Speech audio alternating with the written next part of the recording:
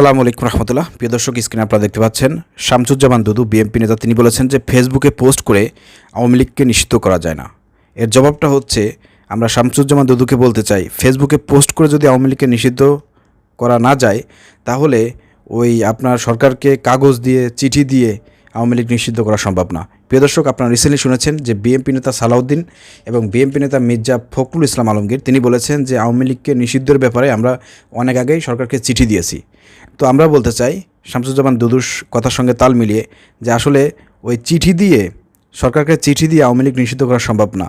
ঠিক আছে, ফেসবুকে যেরকম পোস্ট করে আওয়ামী লীগ নিষিদ্ধ করা সম্ভব না, ওরকমেরভাবে আপনারা যে চিঠি দিয়েছেন ওই চিঠি দিয়ে আওয়ামী লীগ নিষিদ্ধ হবে না। আওয়ামী লীগ নিষিদ্ধ হওয়ার জন্য দরকার কি? শাহবাগ, যেটা ছাত্ররা প্রমাণ করেছে, ছাত্র জনতা প্রমাণ করেছে। বাংলাদেশের সমস্ত রাজনৈতিক দল সেখানে অবস্থান করে তারা তাদের দাবি আদায় করেছে, শুধুমাত্র বিএনপি ছাড়া সেখানে সবাই অবস্থান করেছে। তো শাহবাগে অবস্থান করে রাস্তাঘাট বন্ধ করে দিয়েই দাবি আদায় হয়েছে, আওয়ামী লীগের কার্যক্রম নিষিদ্ধ হয়েছে। অর্থাৎ উল্টোপাল্টা কথা না বলে, পাগলামি না করে একটু চুপ করে থাকেন, নাহলে কিন্তু দেশের জনগণের কাছে আপনারা লাঞ্ছিত হবেন, অপমানিত হবেন। প্রিয় দর্শক, শামসুজ্জামান দুদুর এই বক্তব্যের প্রেক্ষিতে যে জবাবটা দিলাম, এটা কেমন লেগেছে একটু কমেন্ট করে জানাবেন। ভালো লাগলে ভিডিওটি শেয়ার করে দেবেন।